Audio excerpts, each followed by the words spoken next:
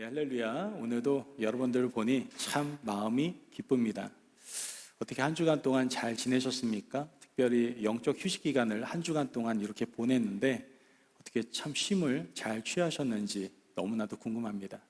시간에 여유가 있으면 한 분 한 분 만나서 이번 한 주간 어떻게 보내셨어요? 어떻게 쉼을 좀 많이 취하셨나요? 물어보고 싶지만 시간에 여유가 없기에 여러분들 표정을 보면서 쉼을 충분히 취하신 분들도 계시고, 또 어떤 분들을 보면 쉼을 적당히 취하신 분들도 보이고, 또 어떤 분들은 쉼을 전혀 못 취하신 분들도 보이는 것 같습니다.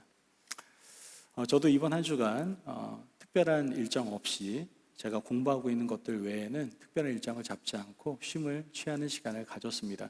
또 특별히 어떤 교제 시간을 통해서 함께 먹고 교제하면서 또 이렇게 쉼을 취하는 시간을 가졌는데 나름대로 의미 있고 너무나도 행복한 시간이었습니다. 그런데 오늘 저는 여러분에게 예수님께서 우리에게 허락하시는 쉼의 초대장을 소개해 드리려고 합니다. 물론 영적 휴식 기간을 통해서 제가 쉼을 취하면서 많은 은혜를 얻고 또 유익을 얻었지만 이것과는 비교할 수 없는 바로 예수님의 쉼의 초대장을 여러분들에게 소개를 하려고 합니다. 오늘 본문 마태복음 11장 28절 말씀을 보면 예수님께서는 우리를 쉼으로 초대하고 계시는 것을 볼 수가 있게 됩니다. 여러분 한번 생각해 보세요. 일상이 얼마나 피곤합니까? 그죠? 쉬운 날이 없잖아요. 매일 바쁜 일상, 피곤에 쩔어 있는 나의 모습 보면서 여러분 입으로 정말 버릇처럼 나오는 말이 있잖아요. 어떤 말이 나옵니까? 좀 쉬고 싶다. 좀 쉬면 안 되나? 너무 쉬고 싶다. 이런 말 나오지 않습니까? 얼마나 피곤하고 힘들면 이런 말이 자주 나오겠습니까? 이런 말을 들을 때마다 제 마음이 되게 많이 힘듭니다. 얼마나 피곤하시면 우리 성도님들이 그런 말씀을 하실까?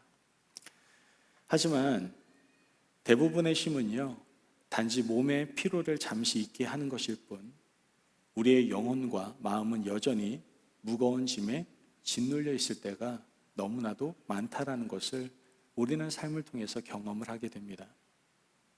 그러나 예수님께서는요, 오늘 우리에게 단순한 휴식이 아니라 영혼 깊은 곳에서부터 일어나는 회복과 또 살아남을 약속하시는 쉼의 초대장을 우리에게 주고 계십니다.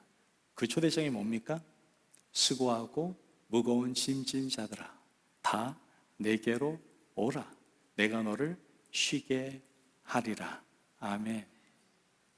이 말씀은요, 단순히 피곤한 사람에게 잠시의 휴식을 주겠다는 의미를 넘어서서 우리의 전 존재를 향한 진정한 구원과 안식의 선언임을 우리는 알 수가 있게 되는 겁니다. 오늘 이 시간 쉼으로 초대하시는 예수님의 놀라운 은혜를 함께 누리는 저와 여러분이 되시기를 주님의 이름으로 축복합니다. 아멘. 자, 그렇다면 지금 예수님께서 쉼으로 초대장을 날리셨습니다. 그렇다면 이 쉼으로 초대한 대상, 즉 누구를 위한 것일까요? 먼저 이것부터 우리가 바로 알아야 됩니다. 도대체 누구를 위한 초대인가? 이것을 우리가 분명히 알아야 된다라는 것이죠. 여러분 지금 예수님께서는요, 누구를 부르고 계십니까? 오늘 본문을 통해서 누구를 부르고 계시는지 너무나도 명확하고 분명하게 제시되고 있습니다. 바로 수고하고 무거운 짐진 자들아. 마태복음 11장 28절 말씀을 같이 한번 읽어볼까요? 시작. 수고하고 무거운 짐진 자들아, 다 내게로 오라. 내가 너희를 쉬게 하리라. 아멘. 여기서 수고라는 단어가 나오죠. 이 수고라는 단어는 헬라어로 코피아우라는 단어입니다. 코피아우. 이 코피아우라는 단어는 육체적인 노동으로 인해서 외적인 피로도가 쌓인 걸 의미하는 거예요. 쉽게 얘기해서 내가 너무나 많은 열심히 일을 했어요. 그러면 피곤하잖아요. 힘들잖아요. 그런 피로도를 얘기할 때에 수고, 이 단어를 사용합니다. 그리고 여기서 나오는 무거운 짐, 이 무거운 짐이라는 단어를 헬라어로 보면 포르티조라는 단어를 사용합니다. 포르티조. 이 포르티조라는 단어는 우리 내면을 짓누르고 있는 어떤 정신적인, 영적인 짐, 즉 죄책감이라든지 불안, 상처 혹은 삶의 책임감 등을 말한다라고 할 수 있습니다. 그러니까 한마디로 얘기해서 외적으로 힘든 건 아닌데 심리적으로 너무나 힘든 거 있잖아요. 내 환경적인 부분들. 내가 엄마가 되고 싶어서 엄마가 된 게 아니고 아빠가 되고 싶어서 아빠가 된 게 아니네. 뭐 이런 책임감들 있잖아요. 그죠? 이런 책임감을 얘기하는 겁니다. 여기 계신 분들 중에는 어떤 모임의 장을 맡고 계시는 분들도 있고 또한 리더 그룹에서 스몰 그룹 리더를 맡고 계신 분들도 있어요. 그분들은 막 열심히 일해서 힘든 건 아니에요. 그런데 정신적으로 내가 리더로서 책임져야 될 것들이 많기 때문에 무거운 짐을 다 짊어지고 있다라는 것이죠. 그런 걸 사용할 때 우리는 포르티조라는 단어를 사용을 합니다. 여러분, 오늘 이 자리에 계신 분들 중에 누가 이 말씀에서 자유로울 수 있을까요? 도대체 누가 이 말씀에서 수고와 무거운 짐의 의미를 통해서 자유로울 수 있는 사람? 저는 없다라고 생각합니다. 이 자리에 계신 분들뿐만 아니라 이 세상에 살아가는 모든 사람들은 각자의 삶의 자리에서 수고와 크고 작은 짐들을 짊어지고 살아간다라는 것이죠. 여러분, 자녀들을 키우는 거 쉽습니까? 어렵습니까? 안 쉽잖아요. 저도 애 키워보는데 말씀드리잖아요. 하숙생 키우고 있다고. 정말 말 섞으면 괜히 좋은 말 안 나오니까 그냥 하숙생 키우고 때 되면 밥 갖다 드리고 오락하시면은 아우 아이템 많이 정립하셨냐고 조언해 드리고 굉장히 눈치 보며 살아가고 있습니다. 아이들 키우는 게 쉽지가 않아요. 뭐 말 한마디만 하면 픽 돌아서고 감정 기복이 얼마나 심한지 모릅니다. 어찌됐든 가정에서 아이들을 돌보고 또 양육한다라는 것 부모로서 참 쉽지가 않습니다. 특히 어머니는 자녀들과 함께하는 시간이 더 많다 보니까 더 힘들 수 있겠죠. 그렇다고 남편들이 편한 건 아닙니다. 가족들의 생활을 위해서 경제적인 부담과 그런 책임의 무게를 어깨에 지고 있기 때문에 우리 남편분들 얼마나 또 힘이 듭니까? 또한 끊임없이 밀려오는 업무와 바쁜 일상 속에서 영혼까지 피폐해져 가고 있는 그런 직장인들을 바라보지 않습니까? 어떤 분들에게 얘기하면요, 월요일날 하루 일과가 나온대요. 그리고 난 다음에는 그냥 정신없이 돌아간대요. 얼마나 바쁘게 살아가면, 얼마나 힘들고, 얼마나 수고하고 무거운 짐을 지고 있으면 그렇게 표현을 하겠습니까? 우리 청년들은 어떻습니까? 불확실한 미래 앞에서 취업과 결혼이라는 문제 앞에서 또 자신의 꿈에 대해서 언제나 불안해하는 그런 모습 속에서 얼마나 수고하고 무거운 짐을 짊어지고 있습니까? 우리 성도님들도 마찬가지 아닙니까? 오래된 어떤 관계의 상처나 과거의 죄책감에 사로잡혀서 마음의 평화 못 누리고 있는 분들이 있잖아요. 좀 용서하면 좋을 텐데 용서가 도저히 안 되는 분들이 있잖아요. 그걸 우리가 어떻게 용서하라고 할 수도 없어요. 하나님께서 그런 마음을 주셔야지 뭐 우리가 어떻게 하겠습니까? 그것 때문에 얼마나 수고하고 마음의 짐을 가지고 살아가는 그런 성도님들이 분명히 있을 수 있다는 것이죠. 이 모든 사람들이 바로 예수님께서 지금 부르고 계신 수고하고 무거운 짐진 자들이다라는 것이죠. 여러분, 세상은요 끊임없이 우리에게 얘기합니다. 더 열심히, 더 강하게 한번 버텨. 다 버티고 있어. 너만 버티는 거 아니야. 버텨, 무조건 버텨. 이렇게 얘기를 합니다. 또 남자들은 군대를 가지 않습니까? 저도 군대를 갔습니다. 제가 군대 가서 가장 듣기 싫고 보기 싫었던 문장이 있어요. 그게 뭐냐? 피할 수 없다면 즐겨라. 이 말이 됩니까? 얼마나 힘들면 피하고 싶은데 뭐 피할 수 없으면 즐기라고요. 이게 말도 안 되는 소리 하고 있지 않습니까? 정말 그 문장을 볼 때 더 열이 받았어요. 저는 더 열이 받았어요.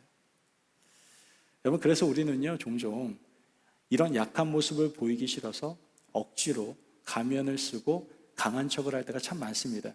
여기 오늘 성도님들 보시면 다 괜찮아 보여요. 나 한 주간 그럼 잘 살았어요 라고 보이지만 얼마나 힘든 수고와 무거운 짐을 가지고 이곳에 왔는지 저는 모를 수 있어요. 인간이게. 하지만 여기에 분명 그런 분들이 존재하고 있다는 것이죠. 마태복음 11장 29절 말씀을 보면 하지만 예수님은 우리의 속마음을 꿰뚫어 보십니다. 믿으십니까? 아멘. 우리가 가장 깊은 아픔과 약점을 정확히 아시고요. 우리에게 말씀하시죠. 뭐라고 얘기하십니까? 어떻게 해요? 내게로 오라. 말씀 내려주세요. 그거 한참 뒤에 나올 말씀이에요. 내게로 오라. 이렇게 말씀하시잖아요. 내게로 오라. 이 말씀은 단지 내가 너의 고통을 이해한단다 라는 동정과 공감에 대한 차원을 넘어서는 겁니다. 너의 무거운 짐을 내가 대신 짊어지겠다라고 말씀하시는 사랑과 희생의 선언임을 우리는 알 수가 있게 되는 겁니다. 우리가 자녀를 키울 때 어떻게 합니까? 어떤 어린 자녀가 막 무거운 거 막 들려고 낑낑대면은 그때 부모님이 다가와서 어떻게 합니까? 그 아빠가 들어줄까? 엄마가 들어줄까? 얘기하면서 그 물건을 들어주지 않습니까? 이와 같은 거예요. 여러분, 예수님은 우리의 짐을 이해하실 뿐만 아니라 예수님이 자신의 어깨에 우리의 짐을 옮겨놓겠다라고 말씀하고 계시는 겁니다. 이 놀라운 은혜의 자리에 예수님께서는 지금 우리를 초대하고 계시는 것이죠. 그러므로 수고하고 무거운 짐진 자인 우리 모두를 쉼으로 초대하시는 예수님의 부르심을 들으실 수 있는 저와 여러분이 되시기를 주님의 이름으로 축복합니다. 아멘. 자, 그렇다면 예수님께서 우리가 어떻게 참된 쉼을 얻을 수 있다라고 말씀을 하실까요? 우리가 어떻게 참된 쉼을 얻을 수 있나? 그것은 바로 예수님의 쉼의 방식을 취해야 된다라고 우리에게 알려주고 계시는 겁니다. 예수님께서는 예수님의 쉼의 방식을 취하라고 말씀하세요. 그 방식이 뭡니까? 나의 멍에를 메고 내게 배우라는 겁니다. 예수님께서 이렇게 쉼으로 초대하시는데 좀 의아한 질문이기도 합니다. 왜 의아한 질문입니까? 아니, 지금 본문 말씀을 보면 우리의 짐을 벗겨주겠다라고 하는 동시에 지금 뭐라고 얘기하는 거예요? 나의 멍에를 메고 내게 배우라고 말씀하시지 않습니까? 오늘 29절 말씀 띄워놨으니까 한번 보시죠. 나는 마음이 온유하고 겸손하니 나의 멍에를 메고 내게 배우라, 이렇게 말씀하시지 않습니까? 아니, 짐을 내려놓으라고 하시면 그걸로 끝이지. 나 이제 가벼워졌는데. 그게 아니라 또 다른 멍에를 메라고 하시는 겁니다. 이게 무슨 진정한 시민가 하는 생각이 들지 않습니까? 왠지 불편한 마음도 들기도 합니다. 본문에서 지금 나오는 이 멍에라는 도대체 무엇이냐? 제가 사진 한 장을 가져왔습니다. 이게 멍에예요. 소 사이에 멍에를 씌운다라는 것은 소들 사이에 나무 있잖아요. 그 나무를 얘기하고 있는 겁니다. 고대 근동에서 소가 밭을 갈 때에 두 마리가 함께 매는 나무 장비, 이것을 바로 이 멍에라고 얘기합니다. 물론 한 마리가 멍에를 매는 경우도 있긴 한데 보통은 두 마리가 이 멍에를 짊어집니다. 그리고 보통 노련한 소 한 마리, 그리고 노련하지 못한 훈련이 덜 된 소 한 마리 해가지고 두 마리가 파트너를 딱 맞춰가지고 멍에를 보통 씌운다라는 것이죠. 이렇게 되면 어떻게 됩니까? 노련한 소가 훈련받지 못한 소를 이끌어주는 역할을 하게 된다라는 거예요. 이처럼 예수님은 우리의 짐을 완전히 벗겨주는 대신에 우리와 함께 멍에를 매자라고 말씀해 주십니다. 그렇다면 이 멍에라는 것이 도대체 무엇입니까? 바로 예수님과 함께 걷는 것, 예수님의 방식으로 살아가는 삶을 의미한다라는 것이죠. 멍에를 같이 매자, 나와 함께 걷자, 내 삶대로 한번 가지 않겠니? 이끌어주고 계시는 거예요.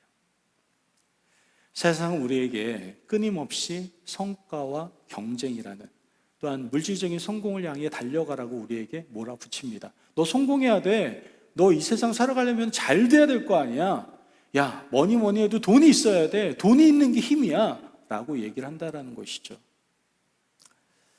그래서 우리는 늘 많은 것을 소유하기를 원하고 더 높은 곳에 올라가야만 행복할 수 있다는 착각을 갖게 됩니다. 그러나 예수님께서는 우리에게 순종과 사랑, 섬김과 겸손이라는 예수님의 방식으로 우리를 이끌어 주신다는 것이죠. 그 순종과 순종과 사랑과 섬김과 겸손이 가장 잘 드러난 사건이 무엇입니까? 바로 십자가다라는 것이죠. 그리고 예수님은 이 멍에가 쉽고 가볍다라고 분명히 말씀하십니다. 아니, 어떻게 그럴 수가 있습니까? 이게 어떻게 쉽고 가벼울 수가 있습니까? 바로 예수님이 나와 함께 그 멍에를 지시기 때문입니다. 예수님은 하나님이십니다. 그 하나님께서 우리와 함께 그 멍에를 지시기 때문에 우리는 쉽게 멍에를 질 수 있다라는 것이죠. 제가 목회하는 중에 성도님 또는 제가 아는 주변 분들이 이런 말을 가끔 하세요. 목사님, 작은 교회에서 이렇게 사역을 하니까 많이 힘드시죠? 이렇게 얘기를 합니다. 저는 그 소리를 듣는 거 되게 싫어합니다. 왜냐면은 아니 교회가 큰 교회가 있고 작은 교회가 어디 있어요? 다 하나님의 교회지. 그래서 저는 어떤 교인 수나 교회 크기를 따지면서 작은 교회, 큰 교회를 얘기하는 건 별로 적절하지 않다라고 생각합니다. 하나님의 교회가 저는 가장 맞는 말, 주님의 교회가 정확한 말이라고 생각을 합니다. 어찌됐든 뭐 규모가 작으니까 그런 말씀을 저한테 물어보시는 거겠죠. 뭐 교회 작은 일부터 큰 일까지 뭐 목사님이 다 하셔야 되니까 힘드시지 않겠냐, 그렇게 저에게 질문한 것 아니겠습니까? 처음 목회를 시작할 때 저는 혼자 거의 목회와 관련된 모든 짐을 사실 져야만 했습니다. 쉬는 날도 거의 없었죠. 사소한 일부터 시작해서 큰 일까지 제가 거의 다 직접 처리를 해야만 했습니다. 쉽지는 않았던 것 같아요. 그러다 보니 한국에서부터 있었던 만성 피로가 더 심해지게 되고 결국은 기면증으로 발전하게 됩니다. 그래서 저는 이렇게 굉장히 이렇게 밝은 날, 그러니까 점심시간대, 오후 시간대 운전하는 것을 가급적 피합니다. 제가 그때 가장 졸음운전을 많이 하기 때문에 가급적 운전을 피하는 이유도 거기에 있습니다. 이러다 보니까 가족들도 잘 살피지 못하게 되고 왠지 모르게 늘 초조하고 불안한 상태가 제 안에 있었던 것 같습니다.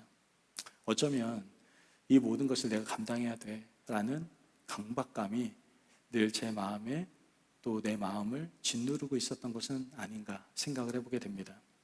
그때 이 말씀이 제 눈에 들어온 거예요. 나의 멍에를 메고 내게 배우라. 나의 멍에를 메고 내게 배우라. 이 말씀 앞에 홀로 짊어지려고 했던 그 모든 목회의 짐, 재정의 문제, 성도들과의 관계, 이 모든 것들을 예수님께 온전히 맡겨야 되겠다라는 생각을 해보게 됐습니다. 그리고 그 이후로 그냥 제 자신을 다 내려놓고 주님께 모든 걸 맡기기 시작했습니다.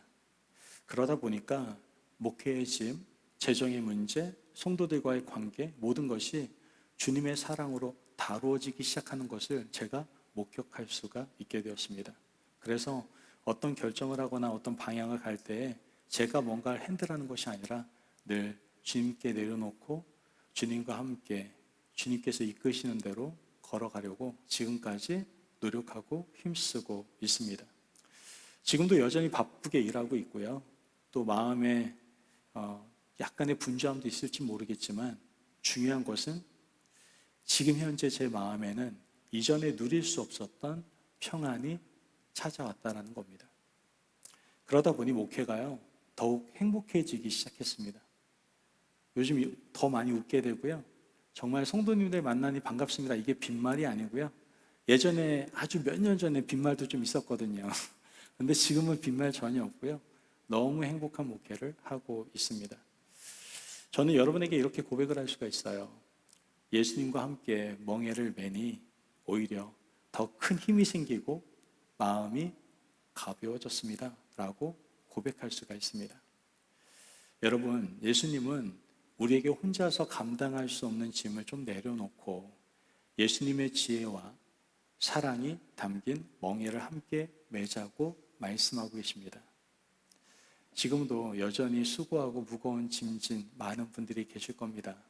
혼자 바둥바둥 되지 마시고 주님과 함께 멍에를 매시기를 바랍니다. 그때 진정한 평안이 하나님께 허락하신 놀라운 새 힘이 저와 여러분에게 부어지실 겁니다. 예수님은 우리보다 앞서가시며 우리의 갈 길을 인도하시고 우리가 넘어질 때 그냥 두는 것이 아니라 세워주시고 붙잡아 일으켜주시며 또 우리가 쓰러져 있을 때에는 우리를 세워주셔서 어깨에 목마 태워서 가주시는 분이 우리 예수님이십니다. 예수님과 함께 멍에를 맨다는 것은 예수님의 인도하심을 따르고 예수님의 가르침을 배우고 순종하는 삶을 의미하는 겁니다. 예수님의 방식은 세상의 방식과는 달라서 처음에는 좀 낯설고 불편하게 느껴질 수도 있어요. 좀 바보 같아 보일 수도 있고 내가 너무나 무기력하게 아무것도 안 하는 거 아닌가라는 생각이 들 수도 있습니다. 하지만 그 안에는 참된 안식과 자유가 숨겨져 있다는 것이죠. 그러므로 참된 쉼을 얻기 위해서 세상이 가르쳐주는 방식이 아니라 예수님의 방식대로 예수님의 멍에를 메고 예수님께 배우며 순종함으로 나아가실 수 있는 저와 여러분이 되시기를 간절히 바랍니다. 아멘. 자, 그렇다면 우리의 참된 쉼은 어디로부터 시작될까요? 어디서부터 시작이 될까요? 바로 쉼은 마음으로부터 시작된다라는 것을 우리는 알아야만 합니다. 예수님은 마지막으로 이렇게 말씀하시죠. 마태복음 11장 29절 말씀을 보면 그리하면 너희 마음이 쉼을 얻으리니 라고 분명히 얘기합니다. 자, 여기서 지금 중요한 것은 뭐예요? 너희 마음입니다. 너희 마음. 진정한 쉼은 외부 환경의 변화가 아니라 우리의 마음의 문제라는 것을 예수님께서는 명확히 알려주고 계시는 겁니다. 여러분, 아무리 좋은 곳에 휴가를 가고 맛있는 음식을 먹고 편안한 잠을 잔다고 해도 우리 마음이 여전히 불안하고 염려가 있고 죄책감과 분노로 가득 차 있다면 우리는 결코 참된 쉼을 누릴 수가 없을 겁니다. 여러분, 그런 경우 많잖아요. 여행을 가도 여행 가는 거 아닌 것 같은 느낌이 들 때가 참 많잖아요. 언젠가요? 마음이 불안하고 마음이 정리되지 않을 때 여행을 가도 여행 느낌 하나도 안 나지 않습니까? 그죠? 저도요, 예전에 휴가라고 해서 가도요, 휴가 느낌을 받아본 적이 별로 없어요. 근데 제가 몇 년 전부터는 휴가다운 휴가를 가고 있습니다. 너무나 감사하게도. 예전에 휴가 갈 때는 왜 휴가 갈지 아냐면은 성도님들한테 전화가 와요. 참 휴가 갈 때는 이상한 전화만 와. 어떤 전화가 올까요? 목사님 휴가 잘 다녀오세요. 좋은 시간 보내고 있죠. 이런 전화는 10통화 중 1통화가 오면 다행입니다. 주로 오는 통화는 목사님 제가 누구 때문에 시험 들어서 교회를 나가야 되겠어요. 여행 제가 지금 휴가를 갔는데 그런 전화를 받으면 휴가 같겠습니까? 제가 그런 전화가 없어요. 제가 꾸며내는 이야기가 아니라니까요. 불과 몇 년 전만 해도 그런 전화가 정말 많이 왔습니다. 저한테. 그러니까 제대로 된 휴가를 누려봤던 적이 없는 것 같아요. 근데 감사하게 요즘은 너무나 휴가를 잘 누리고 있습니다. 마음이 편해야 휴가도 휴가다울 수가 있는 것이다라는 것이죠. 우리가 아무리 힘든 상황 속에서도 예수님을 믿고 맡기면, 예수님께 믿고 맡기면 우리 안에, 우리 마음 가운데 평안이 찾아오는 것을 경험하게 된다라는 겁니다. 한 성도님께서 저에게 이런 얘기를 해주시더라고요. 간증을 하시더라고요, 저한테. 목사님, 제가 한동안 개인적인 어려움과 사업에 큰 문제로 인해서 정말 하루하루가 너무너무 힘들었습니다. 이 얘기를 하시더라고요. 너무 힘드셨군요. 제 마음이 느껴지더라고요, 정말 그분이. 너무나 몸이 힘들어가지고 마음이 지쳐서 이제 예배에 나가는 것조차도 버겁게 느껴질 때가 있었다라고 저에게 고백을 하시더라고요. 그럼에도 불구하고 간신히 교회에 나오게 되었는데 찬양 중에 또한 설교 말씀 중에 하나님의 그 은혜가 마음에 와닿게 된 겁니다. 마음이 감동이 되고 그 순간 자신도 모르게 눈물이 말칵 쏟아졌다고 합니다. 그 후로 이상하게 마음에 무언가 풀리는 듯한 평안함이 그분에게 찾아왔다고 하더라고요. 여전히 그분은 현실의 어려움을 가지고 문제를 가지고 있습니다. 하지만 마음의 무게가 훨씬 가벼워져서 다시 살아갈 수 있는 힘을 얻게 되었다라고 고백하고 간증하는 그 성도님들을 보면서 제가 너무나 하나님께 감사했던 기억이 납니다. 여러분, 참된 쉼은요, 주님의 음성을 들을 때, 주님의 사랑을 온전히 받아들일 때 찾아오는 겁니다. 우리의 마음이 세상의 소리에 귀를 기울이는 대신에 주님의 부드러운 음성에 집중할 때 우리는 비로소 마음의 진정한 평안을 경험하게 된다라는 것이죠. 우리는 흔히 쉼을 아무것도 하지 않는 것이라고 생각하는 착각을 할 때가 있습니다. 그러나 예수님께서 주시는 쉼은 단순히 육체적인 정지 상태를 얘기하는 것이 아닙니다. 그것은 삶의 방향을 전환하고 삶의 주도권을 내가 아닌 예수님에게 내어드릴 때 시작되는 영혼의 안식임을 우리는 알아야 한다는 것이죠. 우리가 같은 일을 하더라도 같은 가정에 있어도 예수님께 우리의 짐을 맡기고 그분의 방식대로 살아갈 때 우리 마음에 놀라운 평화가 임하는 것을 저와 여러분은 경험하게 되실 줄로 믿습니다. 그러므로 이제 예수님의 심으로의 초대에 모두 다 응답하시기를 바랍니다. 주님의 음성과 주님의 사랑을 온전히 받아들여서 마음의 진정한 평안을 누리실 수 있는 저와 여러분이 되시기를 주님의 이름으로 축복합니다. 아멘. 여러분, 오늘 마태복음 11장 28절에서 30절까지의 말씀은요, 단순히 여러분 위로의 메시지가 아닙니다. 이 말씀은 지치고 무거운 짐을 진 우리 모두를 참된 쉼의 자리로 부르시는 하나님의 간절하고도 강력한 호소입니다. 수고하고 무거운 짐진 자들아, 다 내게로 오라. 이 안에는 하나님의 그 뜨거운 사랑, 우리를 아끼신 그 마음이 그 안에 다 녹아져 있는 겁니다. 혹시 지금 여러분의 삶이 너무나 버겁고 짊어진 짐이 너무 무겁다라고 느껴지고 계시진 않습니까? 홀로 억지로 버티려고 노력하고 있지는 않습니까? 홀로 버티려고 그렇게 애쓰지 마십시오. 오늘 예수님께서는 참된 쉼의 자리로 우리를 초대하고 계십니다. 예수님께 나와 그 모든 짐을 맡기시기를 바랍니다. 그리고 이제 세상의 짐을 벗고 예수님과 함께 멍에를 지시기를 바랍니다. 우리의 삶의 방식이 아닌, 세상의 방식이 아닌 예수님의 방식이 될 때 우리는 비로소 이 세상에서 맛볼 수 없는 진정한 쉼을 경험하게 될 겁니다.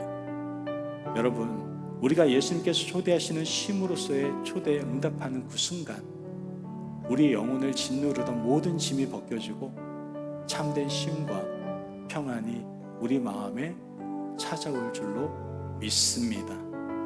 오늘 이 시간 예수님의 따뜻한 초대에 응답하셔서 예수님께서 주시는 영원한 안식과 자유함 속에서 깊이, 더욱더 깊숙이 나아갈 수 있는 저와 여러분이 되시길 주님의 이름으로 축복합니다. 아멘.